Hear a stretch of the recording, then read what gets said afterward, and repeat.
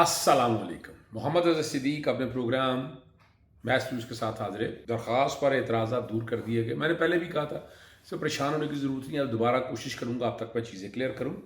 ایمان مزاری کے متعلق کو پریشان کن خبر آ رہی ہے اور اسلام آباد ہائی کورٹ کے وکلا پر اعتراضات، غیر ملکی کرنسی میں پینشن کا انکشاف اور OGDCL کی تنخواہوں کے حوالے سے، یعنی یہ بہت سی اہم کہانیاں ہیں. ذرا دیکھیں، کارپوریٹ سیکٹر میں تو اتنی تنخواہیں ہوتی ہیں، وہ اپنی جگہ، لیکن سوال بہت اٹھ رہے ہیں. ان سوالوں کا جواب تو کسی کو دینا ہی ہے. اب عمران خان کی ہسپتال منتقلی کا کیس جو ہے، عظمیٰ خان صاحب کی توہین عدالت درخواست پر رجسٹرار آفس نے 8/2026، ذرا سمجھیے گا بات کو، 2026 ہے اور اس وقت ہم سپتمبر میں چلے گئے ہیں. اگر توہین عدالت کا نمبر یہ 8 ہے تو یہ عدالتوں پہ ٹرسٹ یا مسٹرسٹ کی باتیں میں بعد کی باتیں کروں گا، لیکن ذرا یہ سمجھنا ہے آپ نے کہ اگر واقعی 8/2026 ہے تو بڑی تکلیف دے. رجسٹرار آفس پہ یہ اعتراض کیا تھے کہ جو توہین عدالت کے مرتکب افراد ہیں نا، ان کے الزامات کی تفصیل فہرست فراہم نہیں کی گئی اور وہ فہرست جمع کروا دی گئی ہے اور ریکارڈ پہ آتا ہے. اور یہ تھا کہ فریقین پر جو آپ باہر جو میڈیا میں گفتگو کرتی ہے اس طرف ایک طرف رہنے دیا جائے. تھوڑا سمجھنا ہے، جو وہ بات آپ سمجھیں گے تو آپ کو سمجھ آ جائے گی بات کہ یار ان چیزوں کو لے کے کیسے چلنا ہے آگے. یعنی توہین عدالت بہت سے موضوعات پہ ہوئی ہے. سب سے پہلا موضوع جو ہے شفٹ کرنا تھا ہسپتال میں، میڈیکل بورڈ کانسٹیٹیوٹ کر رہا تھا، بچوں سے بات کروانی تھی، فیملی لوگوں سے ملاقاتیں ہونی تھی. یہ وہ ساری باتیں جو اس آرڈر کا حصہ ہیں، جو ریکارڈ پہ ہے.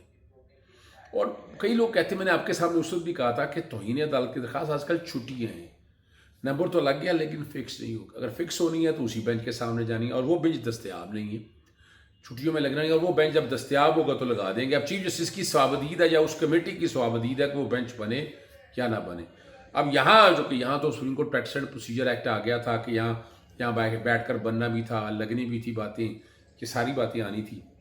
تو یہ تو ساری باتیں ہونی ہیں نا جی، یہ کسی نہ کسی کانٹیکسٹ کے حوالے سے آنی بھی ہیں اور لگنی بھی ہیں. آپ چلیں، اب یہی کہیں گے نا جو باتیں ہم آپ کے سامنے رکھنا چاہتے ہیں.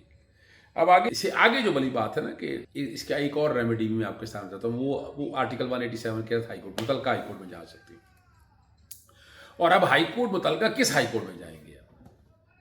ویسے تو اسلام آباد ہائی کورٹ بنتی ہے، لیکن آپ کو پتہ ہے ہائی کورٹ 26ویں 27ویں ترمیم کے بعد پر کاٹ دیا عدالتوں کے. کوئی جج فیصلہ نہیں دے سکتا. کوئی فیصلہ دیے تو جناب جوڈیشل کونسل میں کیس چلا جائے گا. کیا کر لیں گے آپ اس کا؟ یعنی آپ نے اگر ججز کے اوپر ہے نا عدلیہ کی آزادی، تو تباہی و بربادی ہوگی نا ایک طرح سے کہ بھئی وہ ہارے کا اپنا نقطہ، میرا نقطہ تو بڑا کلیئر ہے.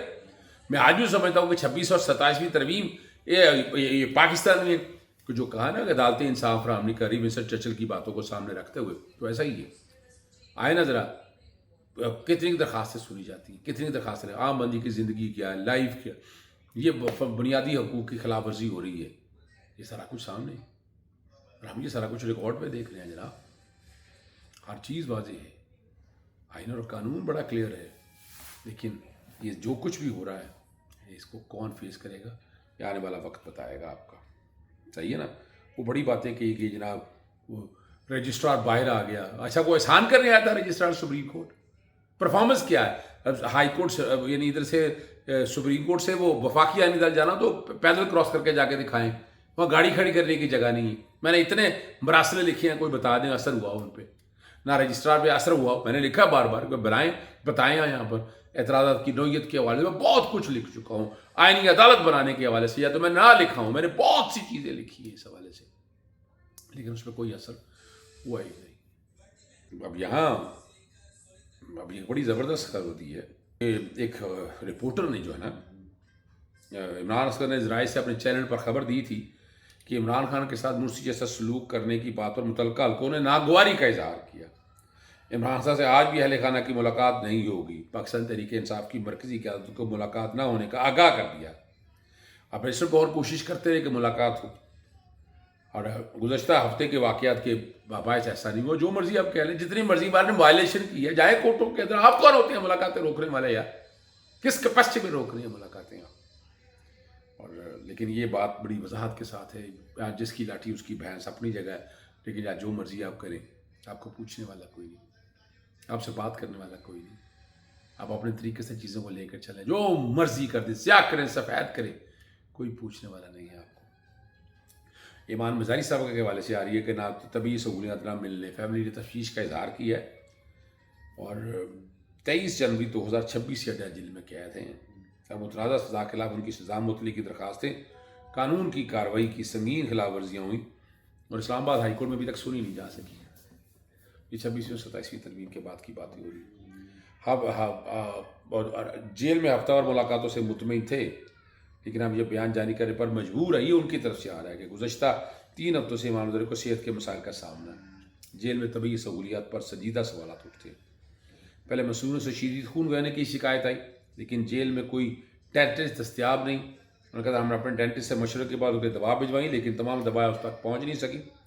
اگلے ہفتے اس کے معدے کے مسائل تھے اور اس طبی لحاظ سے پھر بھی توجہ ناکام۔ بدترین بات یہ ہے کہ ریڈون نامی دوا جو بنیاد طور پر کینسر کے مریضوں کے لیے ہے، اس پر واضح لکھا ہے کہ اسے بچے پیدا کرنے کے عمر کے خواتین کو نہیں دی جانا چاہیے، اس سے دی گئی۔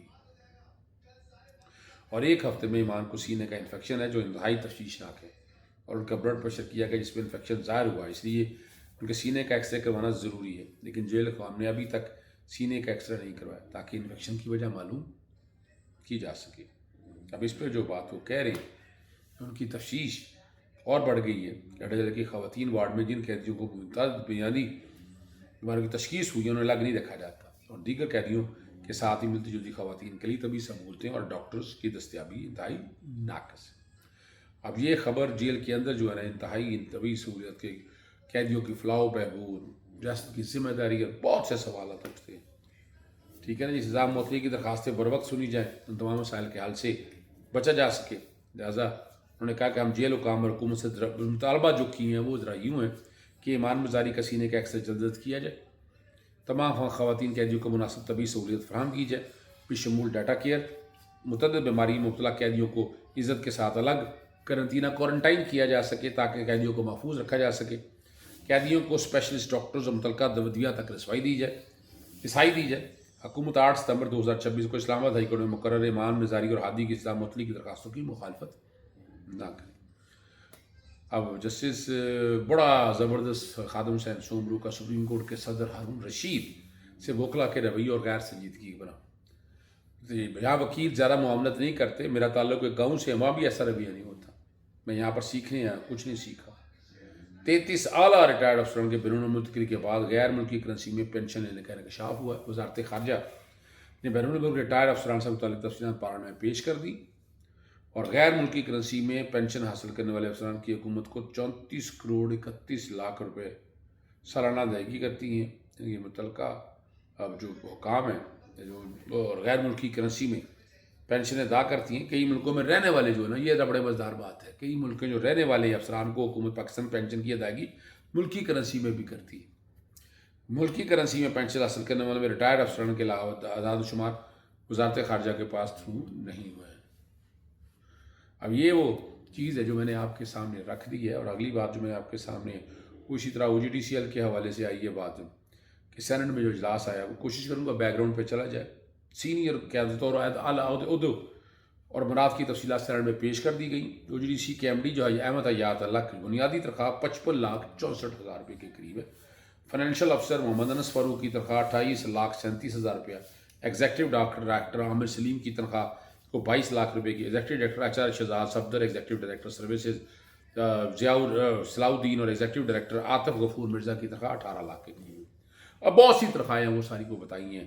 GM حبیب اللہ کی ہے، MD ڈاکٹر خالد امین خان، GM خرم شہزاد کی شراز کی تنخواہ، اور یہ تقریباً بتا رہے ہیں کہ گھر کا کرایہ تقریباً ان کا 45% ہے، گاڑی اور فیول کی سہولت بھی دستیاب ہے۔ اب یہ بات ہے وہ جو ساری سامنے آ رہی ہے، اور یہ ساری باتیں میں نے آپ کے سامنے رکھ دی ہے۔ فیصلہ آپ لوگوں نے کرنا ہے، طریقہ کیا کرنا ہے، کس طرح سیٹل کرنا ہے، کس طرح ان چیزوں کو، یہ آپ بہتر سمجھتے ہیں۔ ہمارا تو کام صرف اور صرف آپ کی دسترس تک یہ چیزیں ساری پہنچانا ہے، اور ہم پہنچاتے رہیں گے۔ اجازت چاہتا ہوں، السلام علیکم، اللہ حافظ، پاکستان زندہ باد۔